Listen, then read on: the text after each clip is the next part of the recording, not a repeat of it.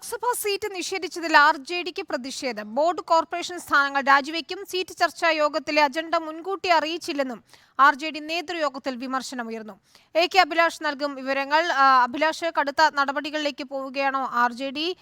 ഇപ്പോൾ board corporation സ്ഥാനങ്ങൾ രാജിവെക്കുമെന്നാണ് അറിയാൻ കഴിയുന്നത്. എന്താണ് വിവരങ്ങൾ? വിനീത, മന്ത്രിസ്ഥാനത്തിന് പിന്നാലെ തന്നെ ഇപ്പോൾ ലോക്സഭാ തെരഞ്ഞെടുപ്പിലേക്കുള്ള സീറ്റും നിഷേധിച്ചതോടുകൂടി തന്നെയാണ് RJD ശക്തമായ പ്രതിഷേധത്തിലേക്ക് പോകുന്നത്. പാർട്ടിക്കുള്ളിൽ വലിയ തരത്തിൽ അമർഷം ഉണ്ടായിരുന്നു എന്നുള്ള കാര്യം നമ്മൾ രാവിലെ തന്നെ റിപ്പോർട്ട് ചെയ്തിരുന്നു. ഇതിന് പിന്നാലെയാണ് ഇപ്പോൾ RJDയുടെ ഒരു നേതൃയോഗം ഓൺലൈനായി ചേരുകയും ഇപ്പോൾ കടുത്ത തീരുമാനത്തിലേക്ക് അവരുടെ നേതൃത്വം പോവുകയും ചെയ്തത്.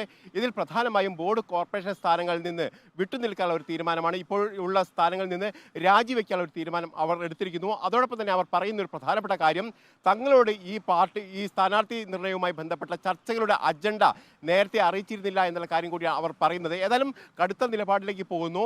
പാർട്ടിയിൽ പ്രത്യേകിച്ച് LDF-നകത്ത് തങ്ങൾ അവഗണിക്കപ്പെട്ടു, വഞ്ചിക്കപ്പെട്ടു എന്നുള്ള കടുത്ത ആരോപണം നേരത്തെ തന്നെ അവർ ഉന്നയിക്കുകയും ചെയ്തിരുന്നു. അതോടൊപ്പം തന്നെ മറ്റ് സംസ്ഥാനങ്ങളിൽ ഘടകകക്ഷികൾക്ക് സീറ്റുകൾ നീക്കിവെക്കുന്ന ഒരു പ്രവണത, ആ ഒരു മാതൃകയായിരുന്നു സംസ്ഥാന തലത്തിലും സ്വീകരിക്കേണ്ടത്. പക്ഷേ കേരളത്തിൽ അങ്ങനെയല്ല സംഭവിച്ചിരിക്കുന്നത്. CPM 15 സീറ്റിലും അതോടൊപ്പം തന്നെ CPI 4 സീറ്റിലും കേരള കോൺഗ്രസിന് ഒരു സീറ്റും വിട്ടുകൊടുത്തുള്ള ഒരു ഫോർമുലയാണ് അവർ നടപ്പിലാക്കാൻ ഉദ്ദേശിക്കുന്നത്. ആ ഫോർമുല RJD നേതൃത്വം അംഗീകരിക്കരുത് എന്നുള്ള നിലപാട് തന്നെയാണ് സംസ്ഥാന സമിതിയിലടക്കം ഇപ്പോൾ ഉയർന്നു വന്നിരിക്കുന്നത് എന്നാണ് നമുക്ക് മനസ്സിലാക്കാൻ കഴിയുന്നത്. ഇതിന് പിന്നാലെയാണ് ഇപ്പോൾ ശക്തമായ ഒരു തീരുമാനത്തിലേക്ക് അവർ പോവുകയും ചെയ്തത്. പ്രത്യേകിച്ച് നമുക്കറിയാം, കോഴിക്കോട്, വടകര നിയോജകമണ്ഡലങ്ങളിൽ ഇത്തരത്തിലുള്ള സോഷ്യലിസ്റ്റ് പ്രസ്ഥാനങ്ങൾക്ക് ശക്തമായ വേരോട്ടമുള്ള സ്ഥലം തന്നെയാണ്.